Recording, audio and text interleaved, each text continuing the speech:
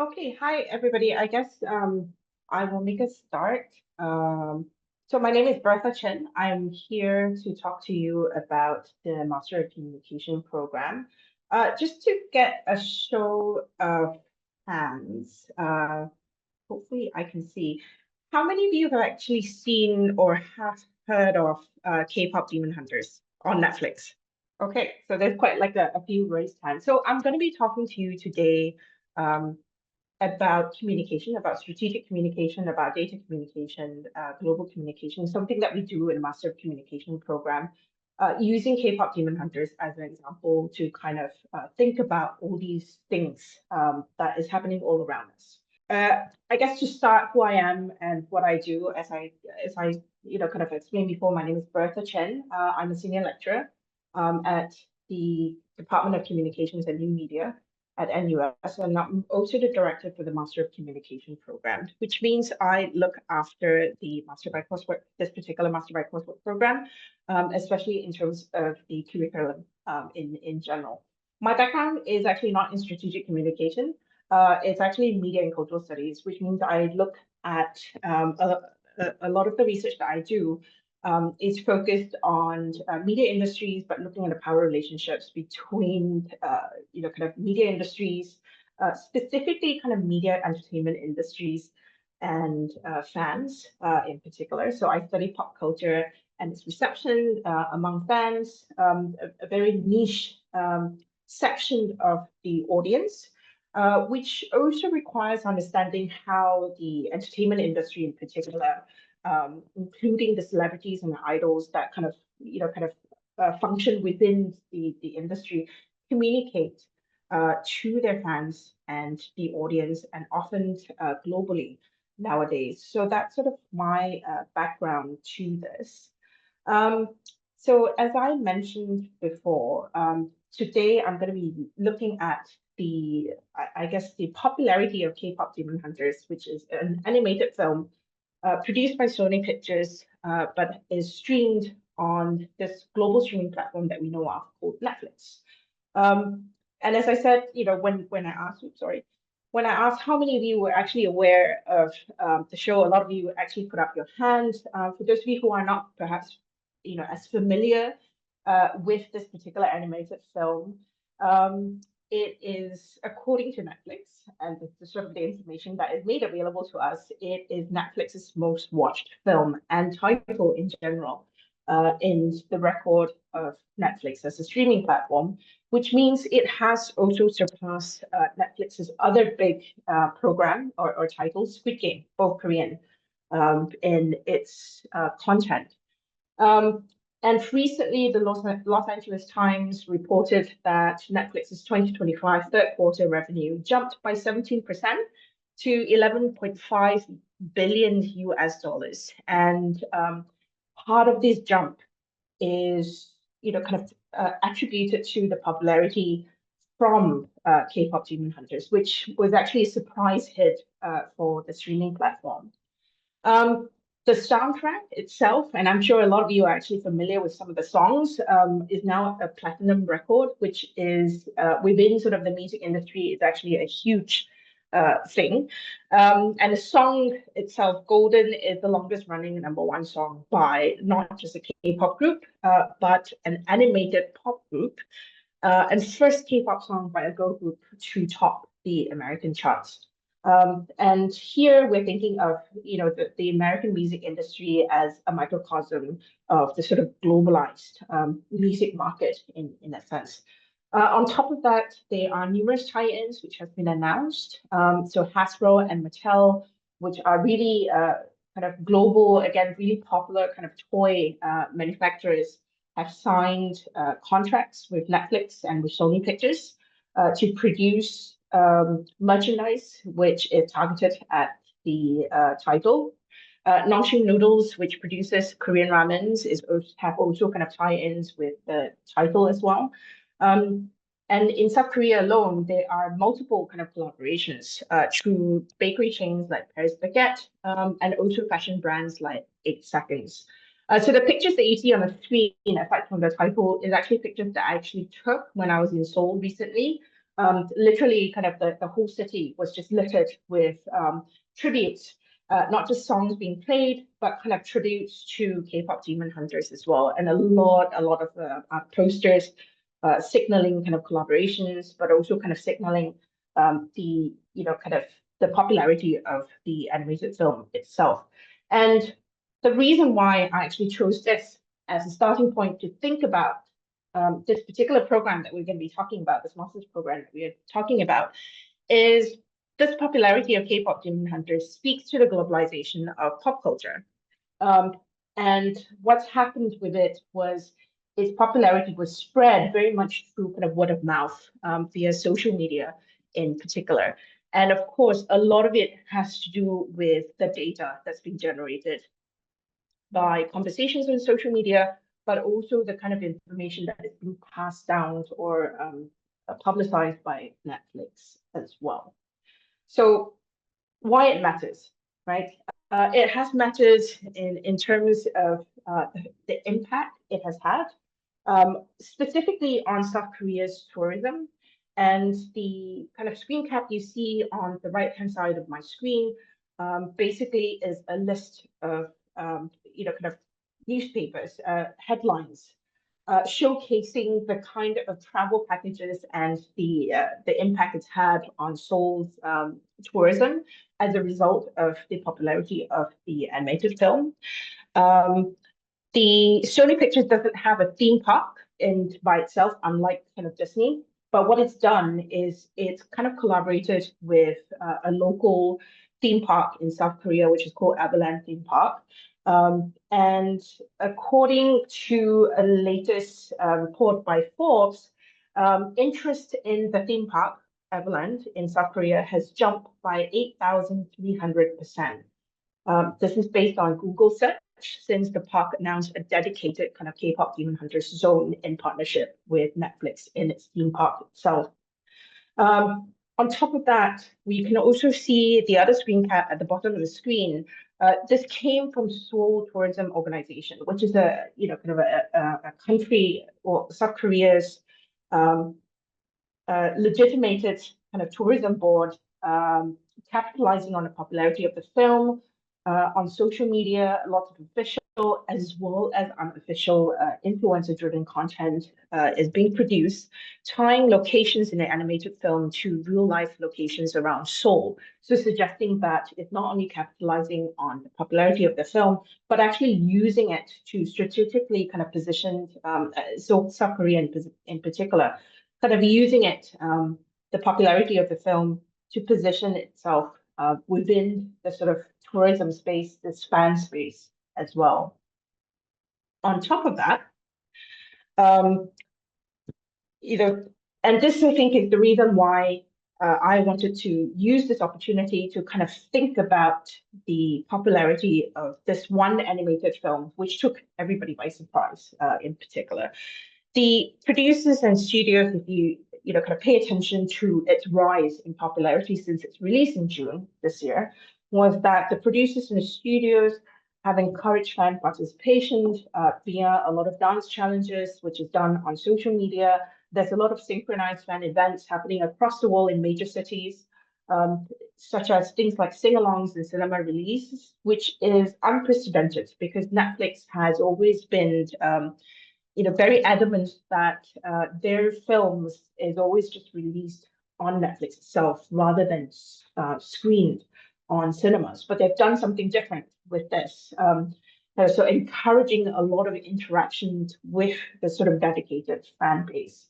And what it actually shows is strategic kind of promotional moves that mimics that. If you're familiar with K-pop, for example, a lot of the promotions surrounding this particular film mimics that of K-pop groups in general. So every song, every band prior to its debut has moments where information that will eventually kind of lead to a bigger narrative will be released strategically in specific platforms at specific timings to kind of build the fan base, but also to build the kind of anticipation for this particular thing. And that's sort of what Netflix and Sony Pictures has done for this particular film as well.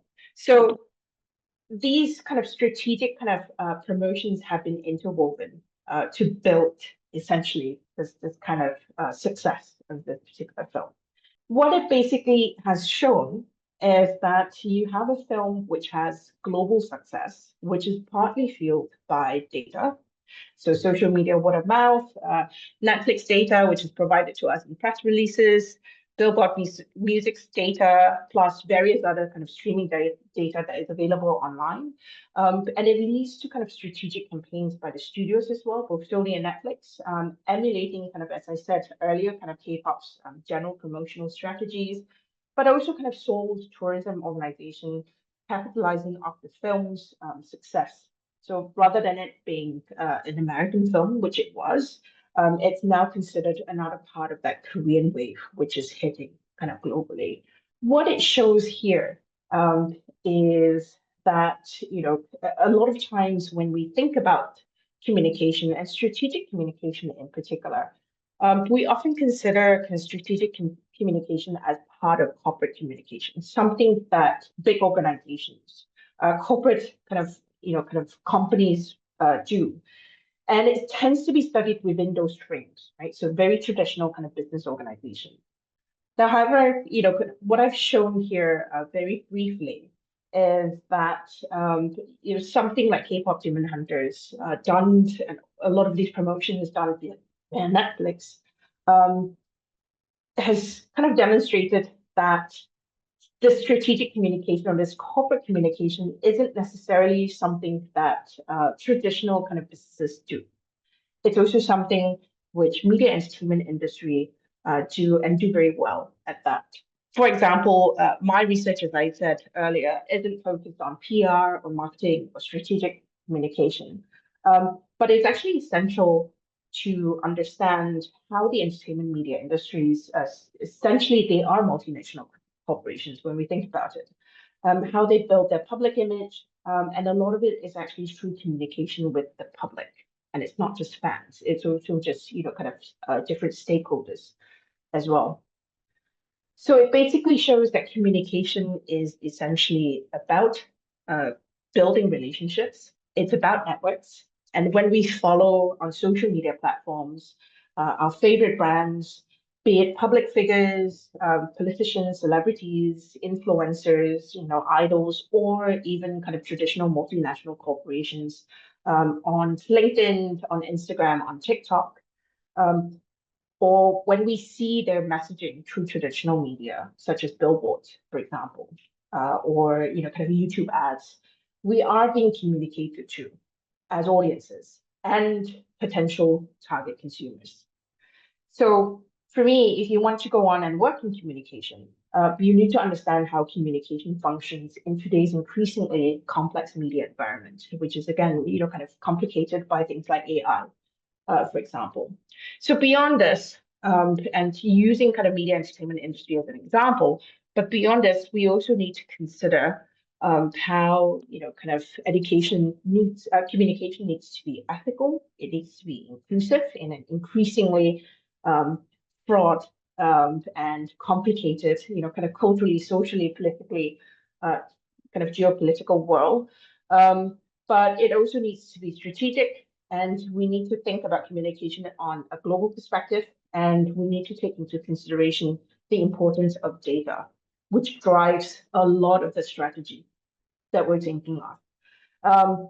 So in essence, communication is essential here, and understanding communication as not just a simple kind of binary black or white, right or wrong, is what we hope to offer in this Master of Communication program. So a little bit about who we are and what we do. As I said, I am the director of the program as a whole, but we have three of us who are in charge of three different specialization tracks. So for this particular program, we have got myself, who is in charge or the coordinator for the strategic communication specialization track, We've got Dr. Jun Yu, who is in charge of the Global Communication Specialization track, and we've got Associate Professor Kokil Joyka, who is in charge of the coordinator for the Data Communication Specialization track. So we're the first program in Asia which focuses on digital communication, global media, and strategic communication with the specific aim to develop leadership skills in an increasingly challenging media environment. So in this program, what you will get is in-demand job skills in industry. There's plenty of opportunity for you to network with people who are already working in the industry, either through your fellow classmates or through a lot of the industry networking events that our department usually organize on an annual kind of basis. The program is actually flexible in terms of the study options. A lot of our classes are run in the evenings, and this is very appealing to a lot of students who are working full-time and then also kind of doing the master's program part-time, or who are, kind of which means there's a lot of flexibility in terms of their kind of work and study and work-life balance at the same time. We have links to the Institute of PR of Singapore and other media industries in the region as well. So the program is literally kind of open to a lot of people from various different backgrounds. So we've got students who come from the arts, who come from sciences, design, engineering, information technologies, business, and a lot of different kind of backgrounds. And the chief of which is students or potential students who want to acquire knowledge in terms of strategic communication or how big data comes to function with communications, and also kind of how this all sits within kind of global media landscape. We also welcome returning students who wish to change fields or acquire, again, sort of specialized domain knowledge within this kind of specifics in the sort of contemporary communication industries. We have a lot of students who are also professionals who've been in the industry for a long time, who wish to either broaden their industry skill sets or who want to kind of wish to, gain a little bit more knowledge in terms of the kind of fields that they are practicing in. And it is a diverse classroom. We have a lot of international students coming from, kind of various different countries like Russia, China, Hong Kong, Vietnam, Malaysia, Thailand, South Korea, and to India. So what we try to do is to encourage a lot more. This helps, especially in terms of kind of discussions, but also kind of people reflecting on their own kind of communication practices and norms from their home countries as well. And how does the program look like? So we have two core courses, which any successful candidate who has enrolled in the master program will need to complete, ideally in the first semester, so that we can get the basics and the theoretical frameworks and theoretical training out of the way. There are 3 specialization tracks, as I mentioned, which covers data communication, strategic communication, and global media communication. If you have intention of applying, you would see that in the application form, we would ask that you declare a specialization track. There are, of course, those people who perhaps haven't decided or haven't actually declared particular kind of specialization tracks. You can leave that blank, but we would encourage you to think about our specialization tracks. You have the option of either taking on another one or changing your specialization if you're successful into your application to the program. And that has happened before when students have done, kind of some of the electives that they have chosen. In order to qualify for either one of the specialization tracks, you will need to complete 3 electives in one track to qualify for a specific specialization. We also have optional internship and mentorship modules, which some students can opt to do. And the internship is your usual kind of internship kind of program, which is available through NUS. And this is available to anyone who has less than 2 years of working experience. The mentorship is something which is actually quite special for the Master of Communication program. It is, however, only open to those who have at least kind of 2 years of working experience in the industry. And this is targeted at people who are at a different stage of their career, who might either want to kind of switch specialization or who will benefit from perhaps more one-on-one uh, interaction with specific leaders within the industry that they have specified. These are optional, and it's electives that you can actually opt for. There is also an optional kind of final year project that you can also take as well. So they are, of course, a lot of different modules of study, and the courses are included, but they are not limited to subjects on data visualization, introduction to kind of applied social media analytics, media in Asia, courses on gender, and specific courses on crisis communications, digital journalism, and as well as integrated media marketing practices. We also have a sister Master by Coursework program, which is called the Master of Arts, Arts and Cultural Entrepreneurship. That one is actually more focused on arts and museums and art galleries. And there are modules on things like policy, cultural policy, specifically on analytics, on cultural diplomacy and law, as well as cultural events management, which our MOC students can also take as potential electives as well from the sister program. And we have some financial assistance. Sorry, missed the slide there. Career prospects for our students. We have a lot of, as I said, kind of part-time students who are already in the industry, who are doing the program as part of a way to kind of expand on their knowledge, but we have a lot of students who graduated and have gone on to work in PR, in journalism, advertising, in media, education, healthcare, the arts, government sectors, etc.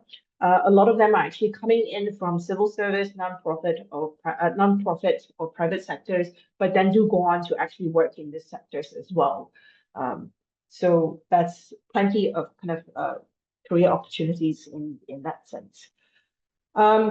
In terms of financial assistance, right, for Singaporean citizens and PR, you get a 40% tuition-free fee discount for applicants from the August 2024 to August 2026 intake. And then for our ASEAN students, there is also partial tuition fee rebate if you're successful in applying for our program. So I will leave it there and then just kind of open up the Q&A in case you've got any questions, which I think would be more beneficial in the sense rather than just hearing from me all the time. So we invite, okay, so there is a question in the Q&A section. Can students who have a degree in BA English Honours 3 years undergrad program that concludes in 2026 apply in this course? Yes, you can apply in this course. We don't have a prerequisite in terms of kind of what background that you are coming from. Michael, perhaps you can answer the IELTS score question. Hello. And sorry, yeah. Are you able to hear me? Yes. Okay, hi. So the IELTS score, can you update it after the 30th of November? Generally, no, right? So usually after 30th of November, we just download all the data as is from the database, from the system, and then we filter out those candidates who do not meet our IELTS criteria. So if you do not have the required score, which is 7 for the overall score, your application already will not be considered, right? Unless you attended a university which was taught where the degree was taught in English. So basically, what you submit by 30th of November, that will be the final score we take into account. And also, I'll answer one more question here. May I ask when we're supposed to decide full-time or part-time? So you should actually decide that when you apply. You can indicate part-time or full-time. Although it's possible, if you're an international student, right, you have to take it full-time.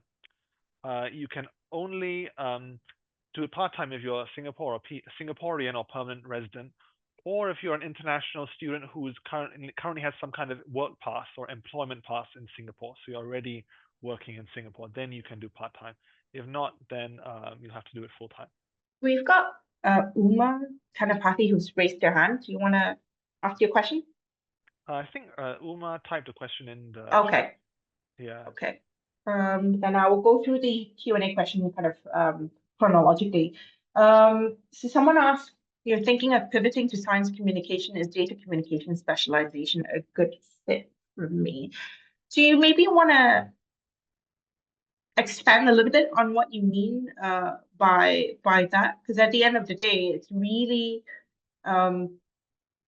what you think your career pathway is that's going to be useful for you. And perhaps expand a little bit on what you mean by science communication in this case and how it relates to data communications. Abdurrahman has two questions. Bin Azari, if I submit my application on deadlines, they are close to the deadline in November, will my referees be given ample time to submit their recommendation letters? Michael? Okay, so yes, so the referees will be given 2 weeks regardless of when you submit. So even if you submit on the last day, they'll still be given 2 weeks to submit their reference letters. As for which month the interviews will be held, the bulk of them should be held by February, usually in January to February, though it's possible a limited number might be held in March, right, like a second round, but most of them by February. Okay, so Uma's question was, do you have remote programs? We don't. Yeah, we don't have remote programs. So it's actually physically run in Singapore and US. Sarah Rodriguez, currently completing my bachelor's degree and will graduate in summer 2026. Is it still possible to apply before the degree is officially completed? It is, right, Michael? Yes, yeah. So many of our students are current undergrads who only complete their degree around June next year. So you can include your provisional transcript in your in the admissions application system, right? And then later on, you'll be if you're selected for the program, you'll be asked to arrange for the university to send over your finalized transcript and certificate. We only have one intake, which is something that I've got mentioned earlier. We only have one intake per year now, which is the August intake of every year. What's the class profile of the past cohorts? Age, number of years, professional? We have a range, Lydia. We have fresh grads from university all the way to people who have been in the industry for 20 years. So it's always very, very mixed. And the part-timers and the full-timers will actually do the classes together. Because most of especially for MOC, a lot of the classes, as I said, are run either on the evenings, which makes it possible for the part-timers to join us in class, or they are run sometimes on Saturdays as well, depending on the type of classes. So we've got a full range, different types of students. Another question, would relevant work experience be considered as qualifying criteria for admissions? We do. It's a lot of people, as I said, we have a lot of students who come in from kind of from 2 years work experience to kind of 20 years work experience in the industry. I think it's a plus, but then it really doesn't it wouldn't excuse anyone if somebody's just applying fresh out of university, it doesn't mean that their application will be reviewed less than somebody who's had years and years of work experience. How would this master's program benefit somebody with 10 plus years of experience as a comms professional with the government sector? It really depends on what you're looking for in terms of kind of why you want to take the master's program. I know a lot of people who have worked, who are coming from the same sort of background, who work in the government sector, who have been a comms professional, are looking at the master's program as a way either to kind of switch departments or is using that as a way to kind of go up their career ladder as well. So at the end of the day, I would say it really depends on what you want out of the program. Mentoring elective. Yes, so mentoring elective basically is it is a graded elective. So it basically means that what we do is we pair the student up with an elected mentors. We have a list of mentors with coming from various different fields within media, PR, advertising, and the like. Normally, what we get is the students to write their intention, what they want out of the mentoring session, basically. And it really depends on the kind of how the student and the mentor decide to, I guess, kind of do that kind of mentoring session. Some will shadow their mentors in terms of their kind of day-to-day work experience. Some basically just sit down, have conversations. They meet up maybe kind of two to three times per semester, and it's a one semester program. They decide to meet up in maybe two to three times across the semester and then basically just have a lot of conversations. So it really is up to the mentor and the mentee to come up with ways that best fit their, I think, what they want out of that mentorship.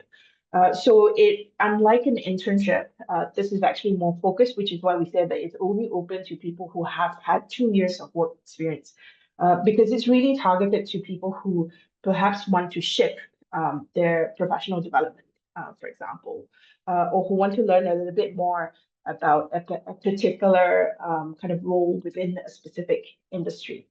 And there is a screening process that we go through as well. So you will be asked to write a personal statement and then, kind of what you want to achieve out of this mentorship elective.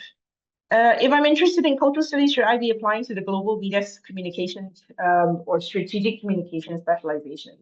I would say if you're interested in cultural studies, you should be applying to the Global Media Communication specialization track, but probably also to check out our sister program in ACE, because that has a more kind of cultural studies bent to it, the arts and cultural entrepreneurship. We do have a few cultural studies people people with cultural studies background who are teaching in the MOC program, myself as one example.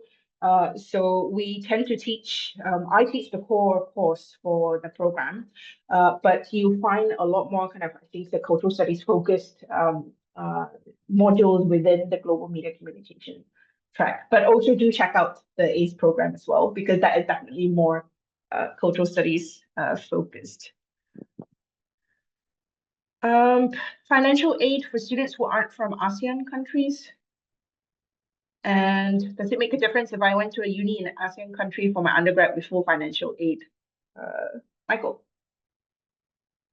Unfortunately, the financial aid is only available. Actually, it's only a limited amount of aid to students from ASEAN countries, and even then, it's actually a partial scholarship.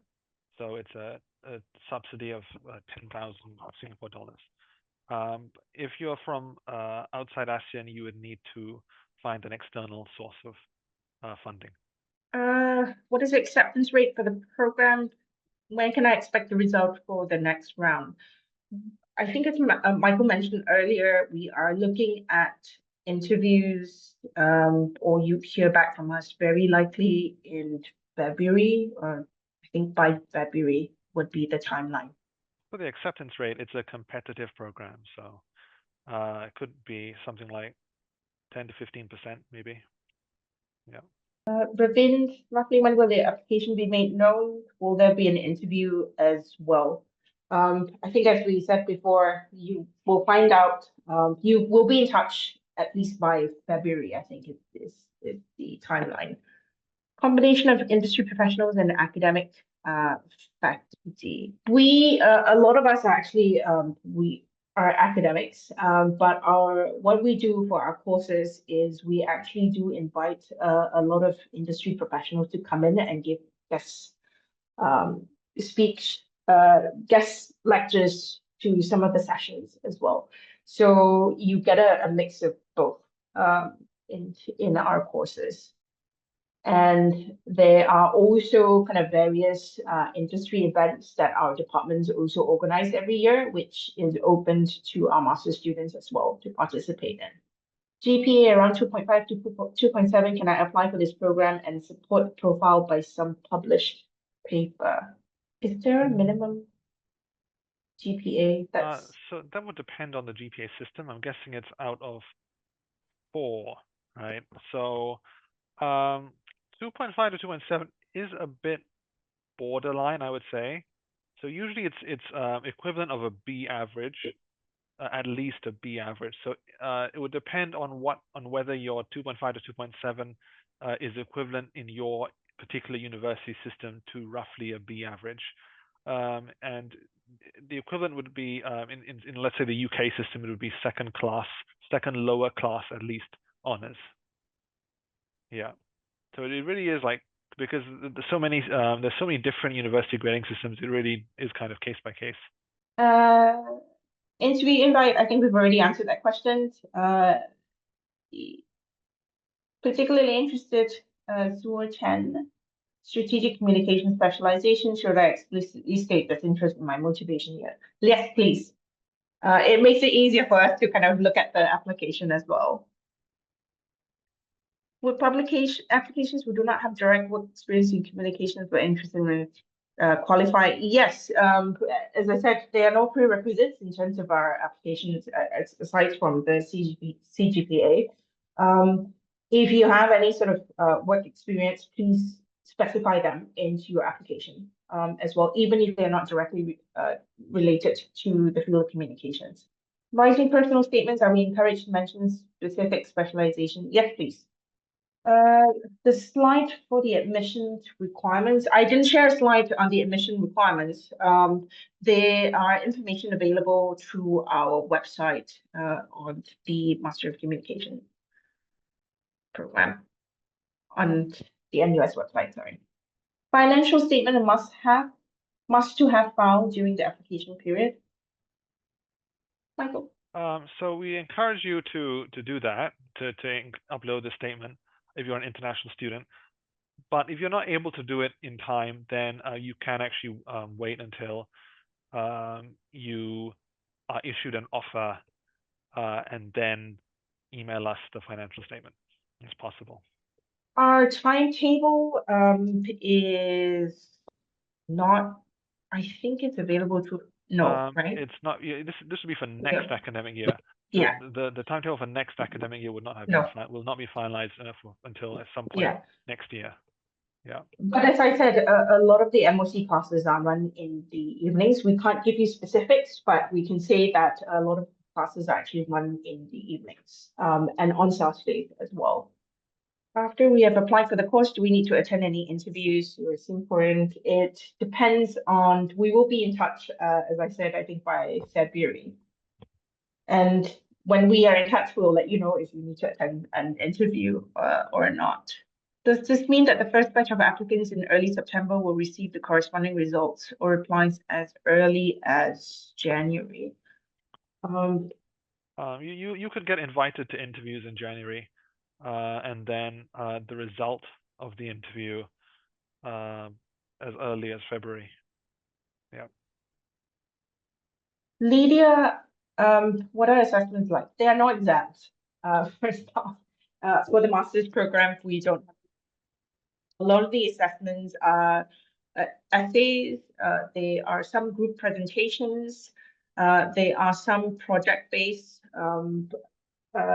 assignments which can either take place throughout the semester. So you work on one project, for example, for half a semester, you focus on it. For some of the group projects, there are some in-class assignments which you complete in class. You're given time to complete. Most of it is usually kind of take-home papers or kind of essays that you would do or reports for the end of the semester. So no exams is the good news if you're not a fan of exam.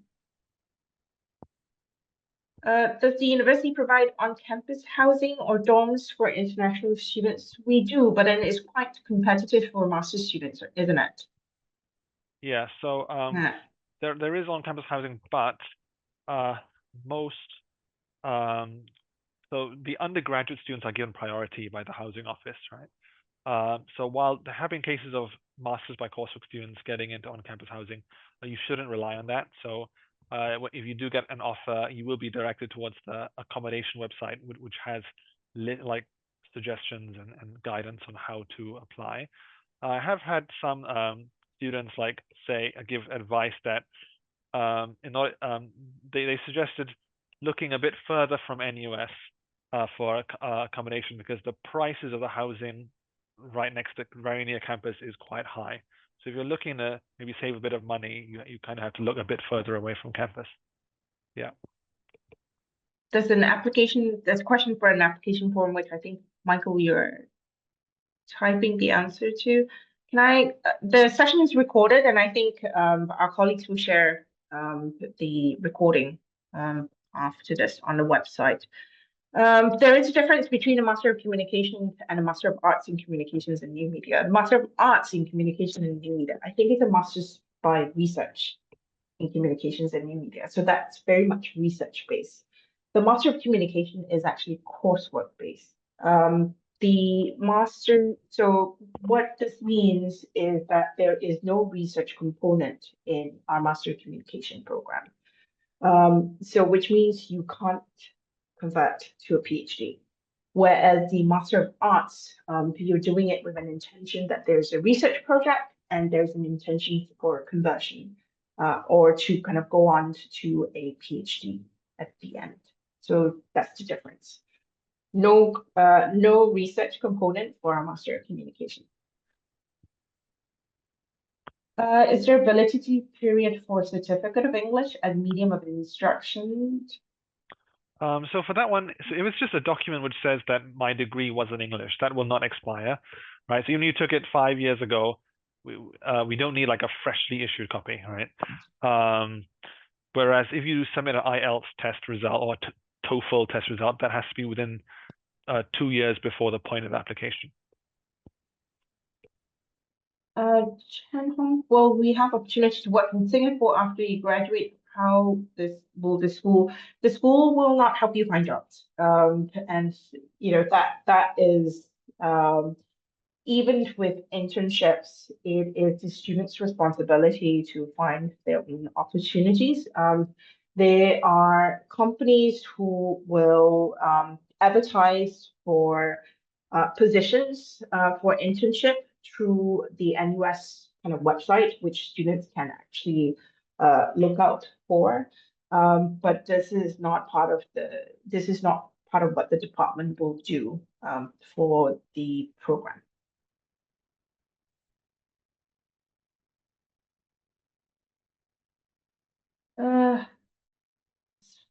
Could you share what makes this program unique compared to other communication master's degree in the region?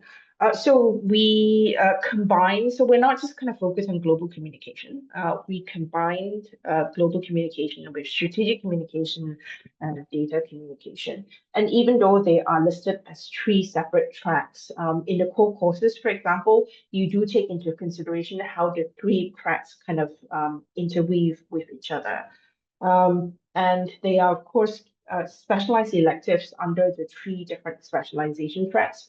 And you can mix and match your electives in order to kind of take courses which are under the global communication track, but also kind of take courses from the strategic communication track, for example. So I believe there is no other program, at least kind of masters by coursework program in the region, in Asia at least, which kind of combines this 3 kind of specialization track. Students with a background in media and digital communication, what would you recommend we focus on to strengthen our application to NUS Global Communication Program? At least for me, when I look at applications, I would say that your personal statement is really important. Because it tells us the intention of why you are applying for the program. And that in terms of kind of when I am evaluating the application, that's what I'll be looking for. Financial statement, I think, Michael, you've answered that question already before. Admission criteria for current undergrad student focusing on more academic performance or valued internship. I think there is a minimum criteria, academic criteria, that you will have to fulfill in order to submit an application or in order for us to consider the application anyway. And that is very much dependent on academic performance. Interview component for applicants, could you speak a bit more about it?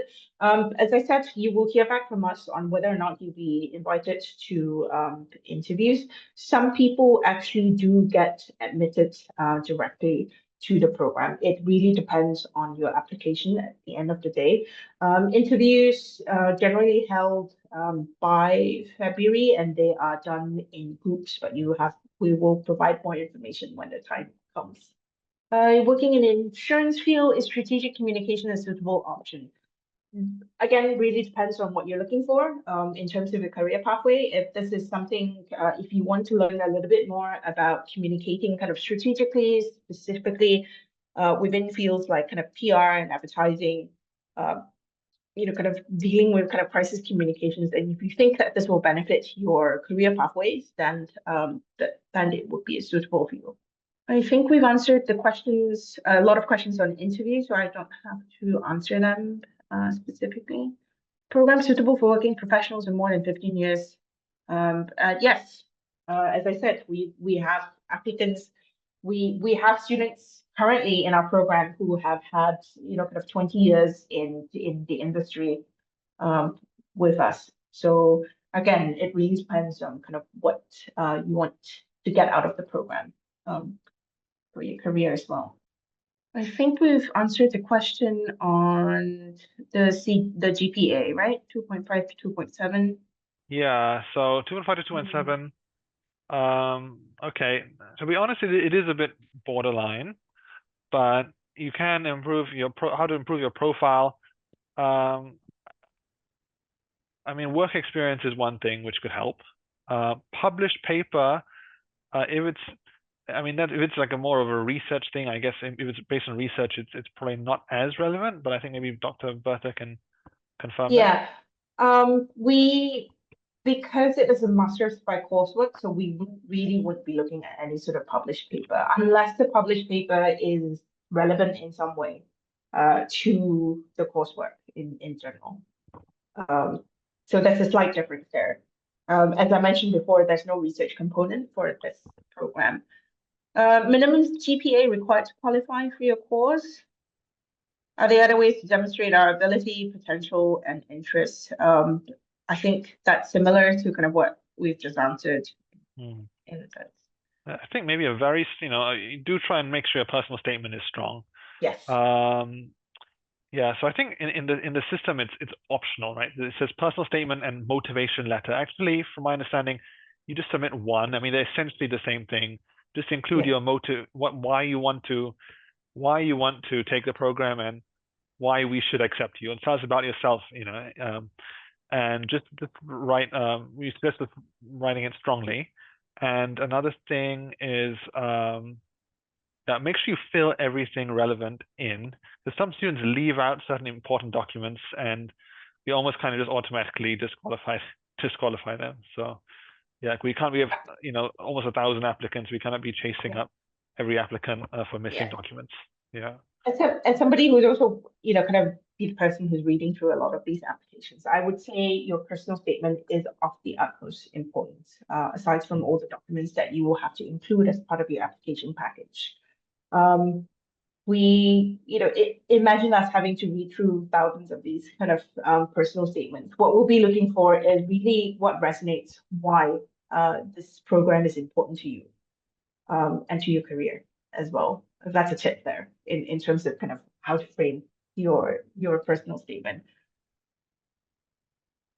Are we better to mention specific specialization track we favor on? Yes, please. I think in the application form you can specify which track, but a lot of people will also kind of specify that in their personal statements because I think it adds on to kind of why you want to be in the program. What factors will be considered? All of them.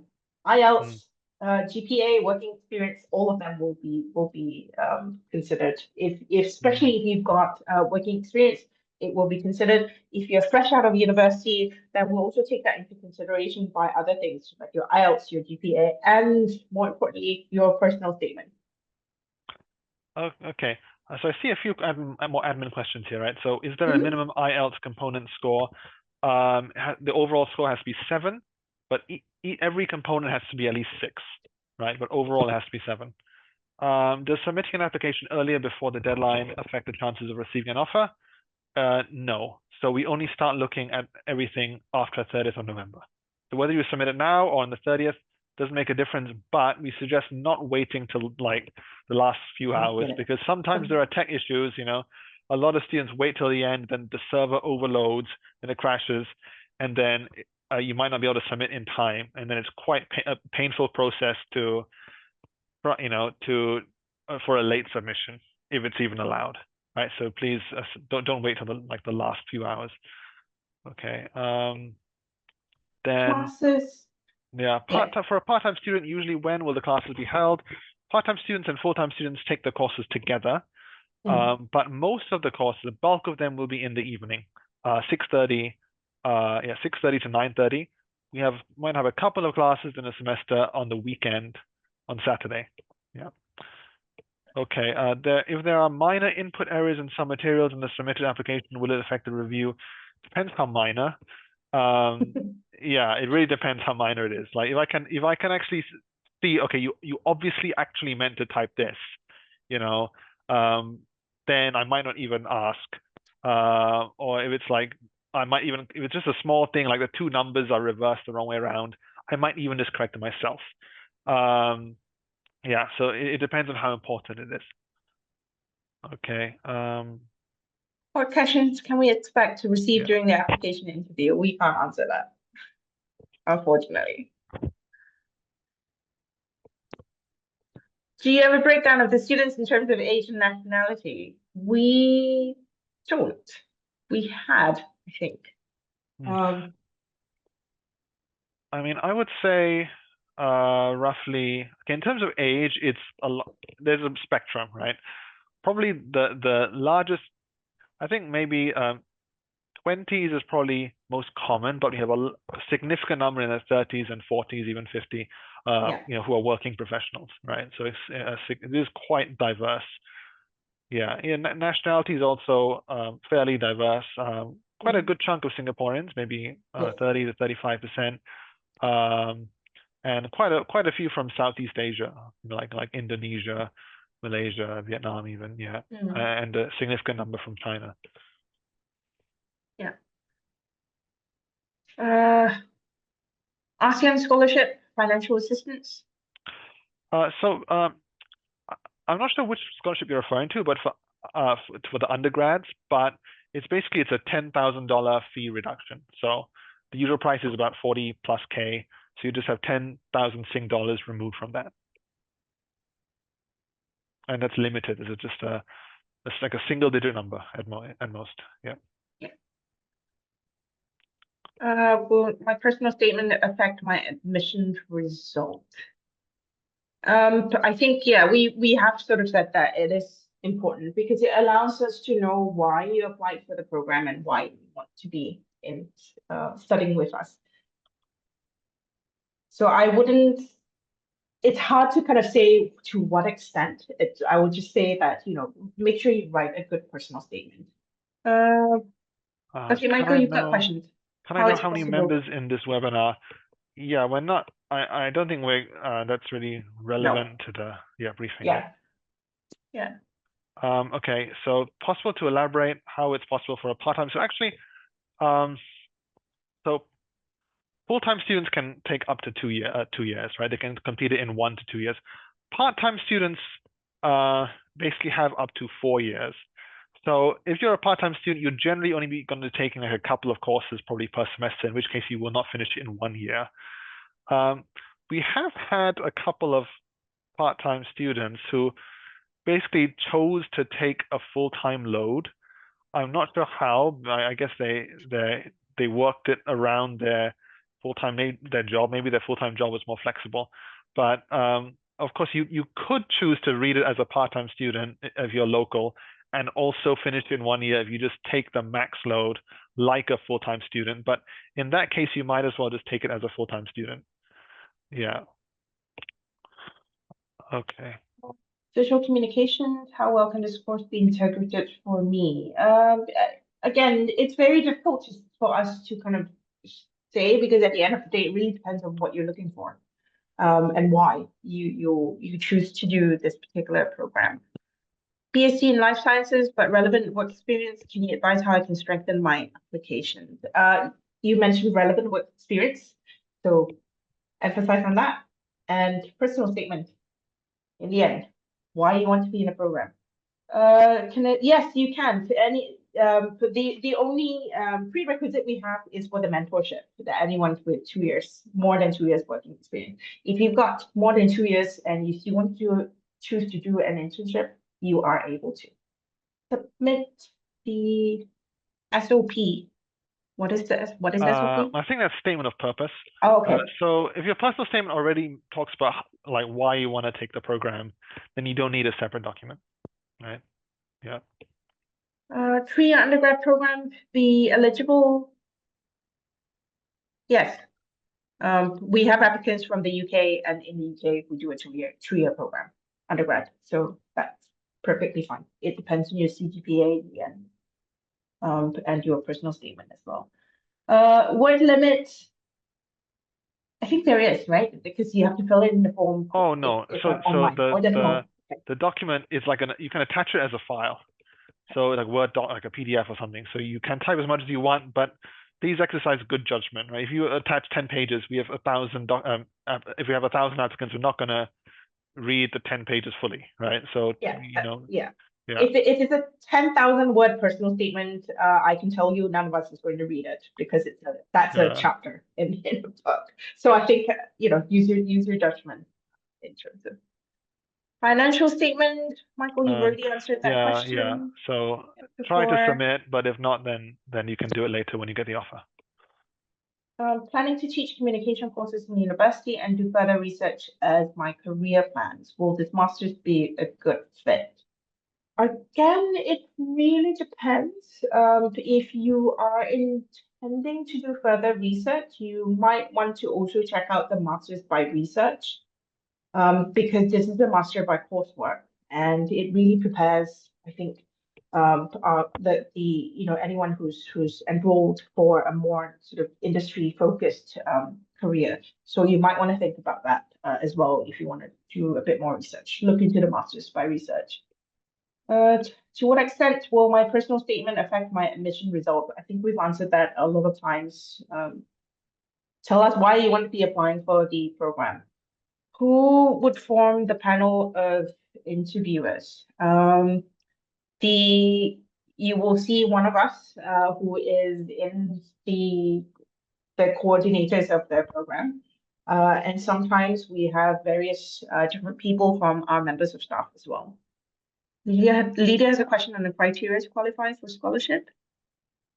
So basically, it's based on merit, right? So it's basically the same criteria that we would use to assess your application, like your bachelor's results, your personal statement, references, etc.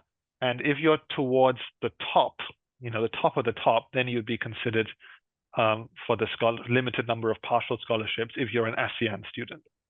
Does the department have a policy regarding students using AI? We are, the university in general encourages critical engagement with AI.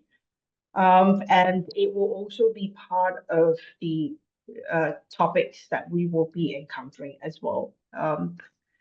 Can we use AI to create personal statement? I would say that if you are using AI to create a personal statement, perhaps you might want to think about why you want to apply for the program. Because is it really a personal statement if by you and not the AI. So think about that. All right, I think we've answered everything. There was no follow-up in terms of the science communication program. Oh, probability of admission for fresh graduates with relevant internship. We have Anushree, we've got, you know, kind of applicants from fresh grads to people who've been in the industry for 10, 15, 20 years. So yeah. And if my degree is offered in 4 years but doesn't have an honors system, will it affect it? No, it's still fine. Yeah, there's many 4-year degrees which do not have like a class of honors system, so it will still be considered. Okay, I think we've answered everything, and we are 5 minutes past 8:30. So shall we? Thank you everybody for your questions, and I hope we managed to clear up some of the any kind of confusion you might have. And we've answered some of the questions. We hope it's been a useful session. Thank you for attending, and we hope to see some of you as part of our incoming cohort. Thank you. Thank you.